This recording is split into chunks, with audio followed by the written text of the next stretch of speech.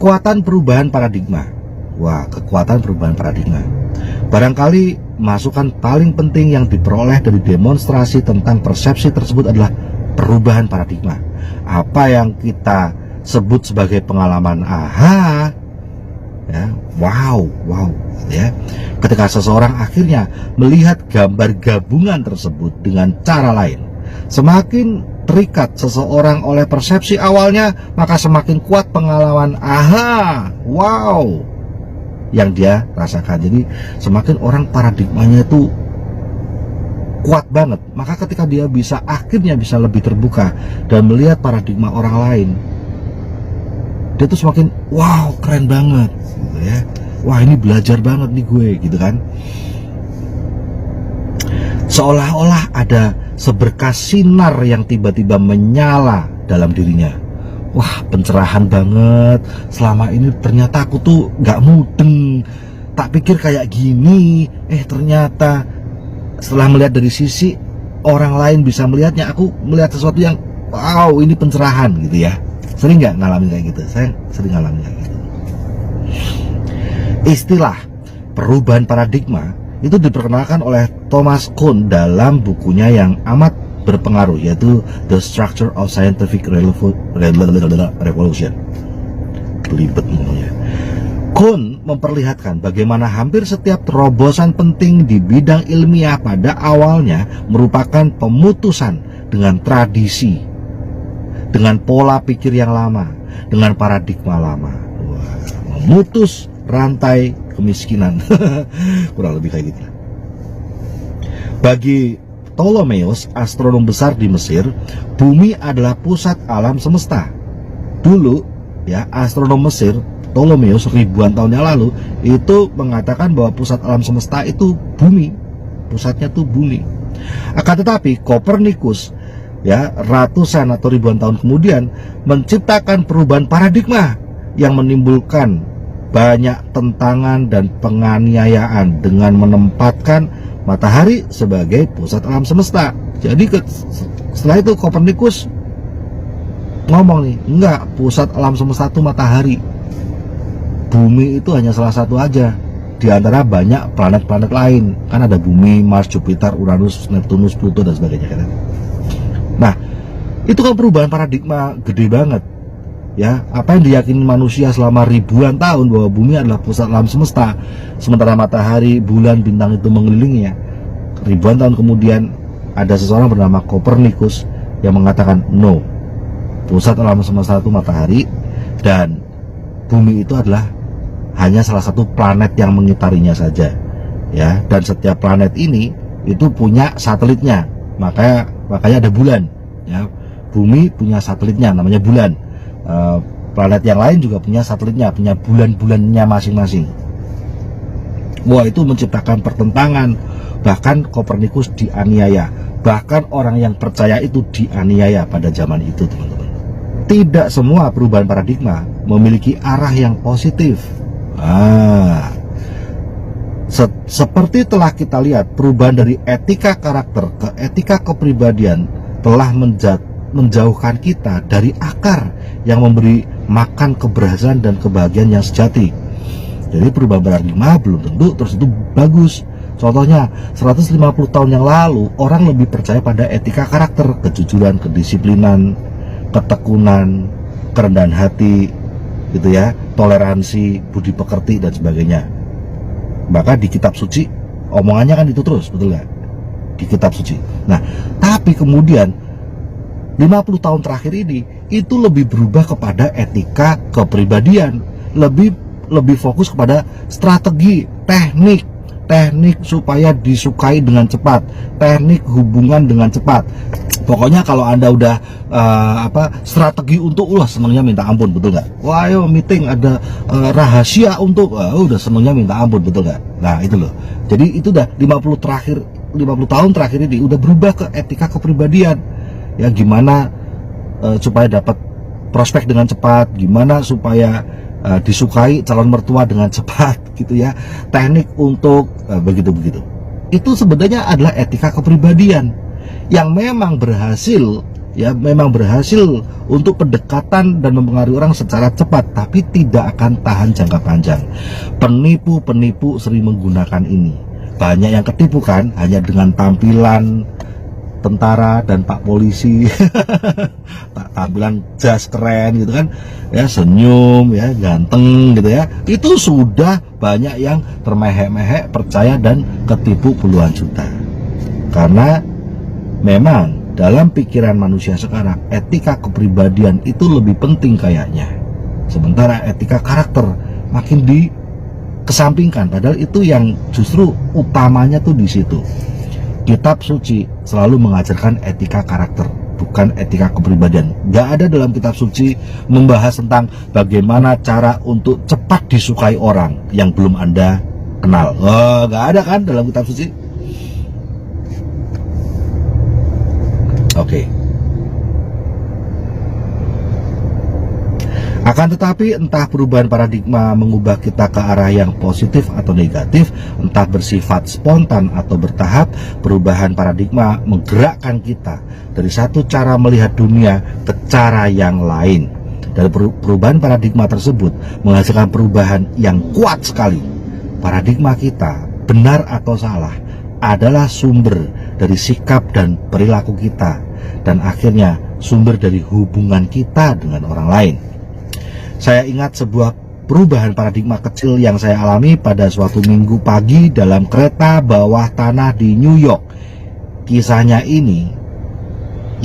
Stephen Covey ini sering diceritai di 99. Orang-orang sedang duduk dengan tenang. Sebagian sedang membaca surat kabar, sebagian sedang melamun, sebagian lagi beristirahat dengan mata terpejam. Suasana tenang dan damai itu di kereta api ya di New York.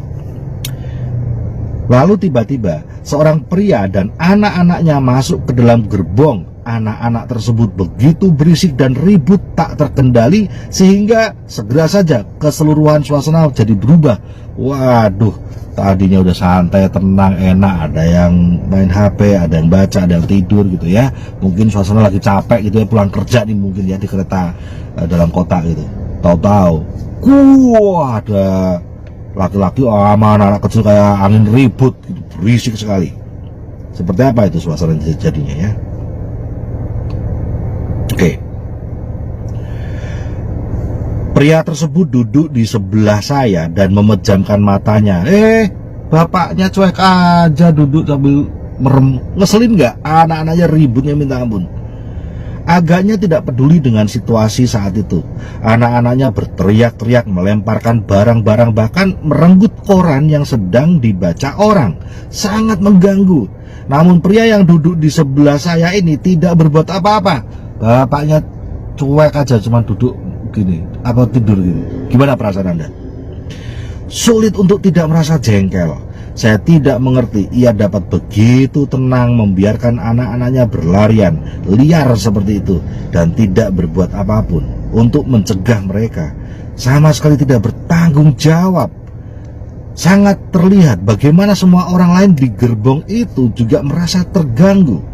Akhirnya dengan rasa sabar dan pengekangan diri yang luar biasa, ditahan-tahanin gitu ya. Saya menoleh ke arahnya dan berkata, "Pak, anak-anak Bapak tuh benar-benar mengganggu banyak orang. Dapatkah Bapak mengendalikan mereka sedikit? Tolong Pak, ini anaknya ganggu nih Pak. Tolong Pak ya." Udah tahan-tahanin, harusnya sambil teriak gitu ya. Orang itu mengangkat dagunya seolah baru tersadar akan situasi di sekitarnya, lalu berkata dengan sedih.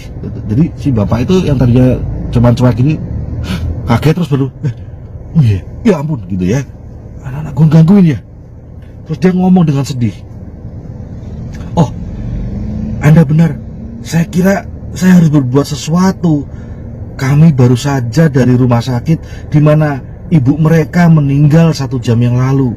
Istri saya maksudnya ya, istri saya itu meninggal, ibunya anak-anak itu baru saja meninggal sejam yang lalu. Saya nggak tahu harus berpikir apa, dan saya kira mereka juga nggak tahu harus bagaimana menghadapinya. Jadi saya aja pusing, saya nggak tahu harus gimana, dan mungkin anak-anak itu juga mereka juga bingung harus ngapain sekarang.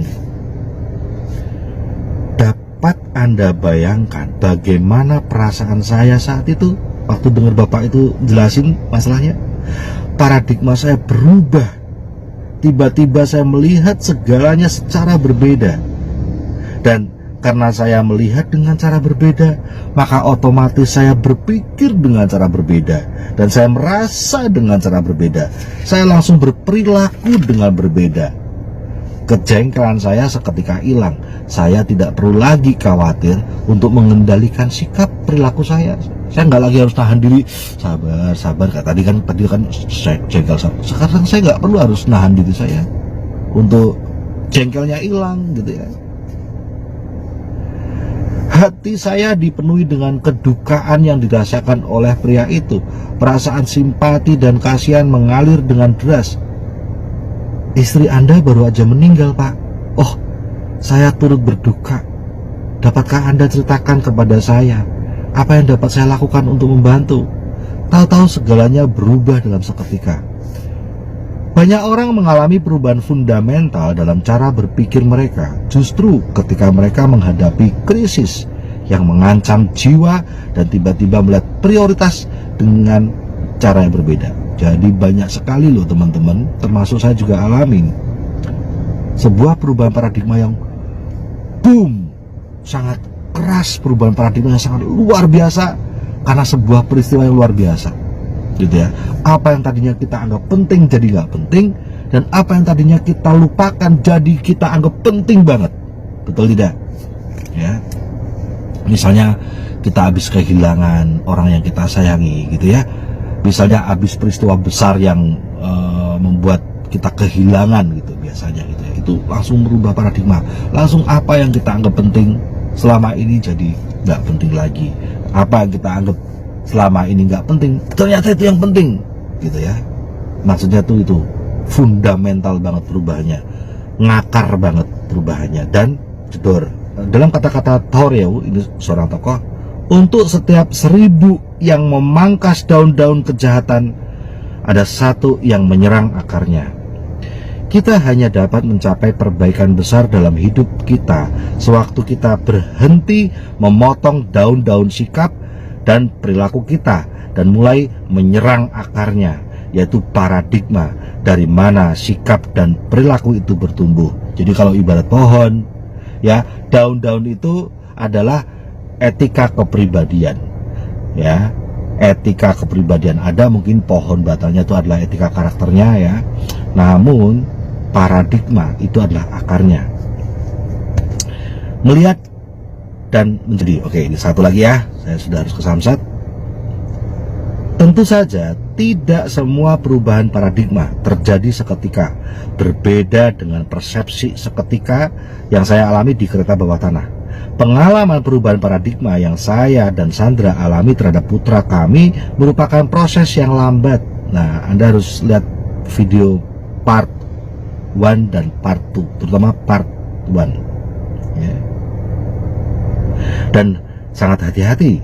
Pendekatan pertama kami terhadap dirinya, terhadap anak kami, adalah hasil dari pengkondisian dan pengalaman dalam etika kepribadian selama bertahun-tahun. Ini pokoknya kalau kita ngedidik anak kita atau memperlakukan keluarga kita berdasarkan etika kepribadian, itu gak bakal nyambung, pasti berantakan dari ujung-ujungnya, walaupun kayaknya bener, ya.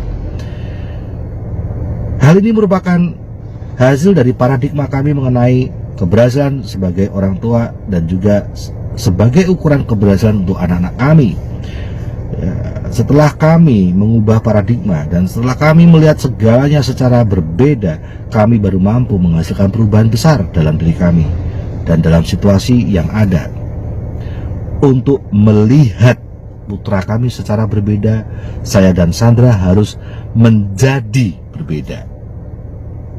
Paradigma baru kami tercipta ketika kami membuat investasi dalam pertumbuhan dan perkembangan karakter kami. Paradigma tidak dapat dipisahkan dari karakter. Menjadi berarti melihat dalam dimensi kemanusiaan. Paradigma nggak bisa dipisahin sama karakter. Jadi contoh begini, karakter itu apa? Ya, karakter itu inti.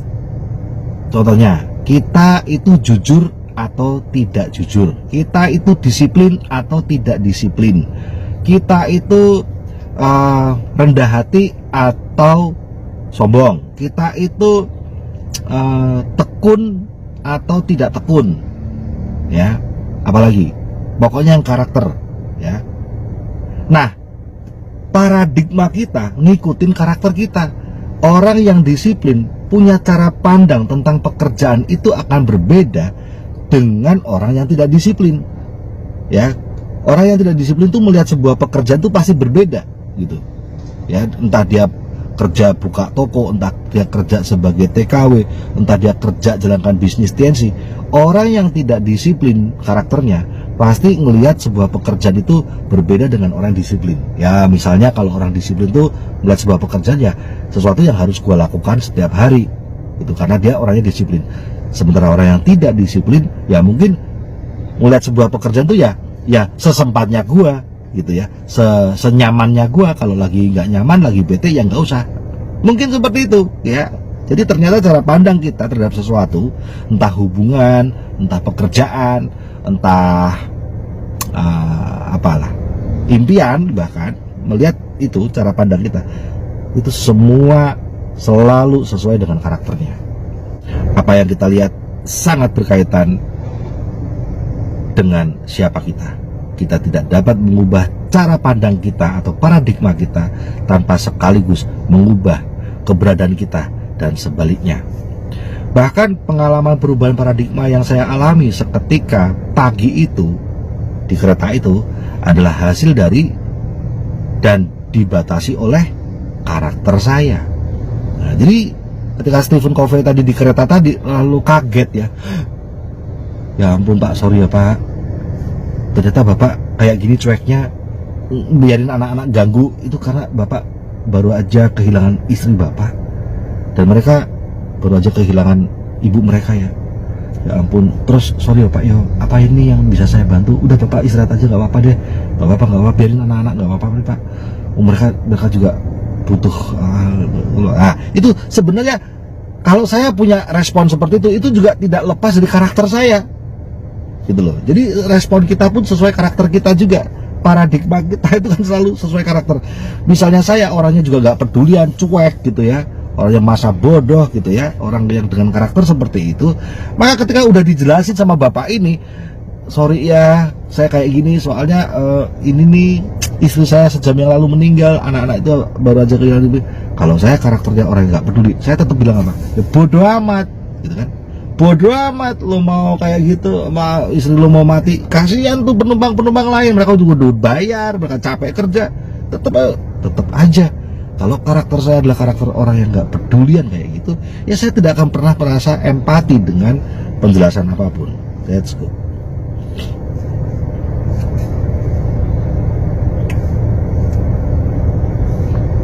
Materi. Saya yakin ada orang yang sekalipun tiba-tiba tahu situasi sebenarnya,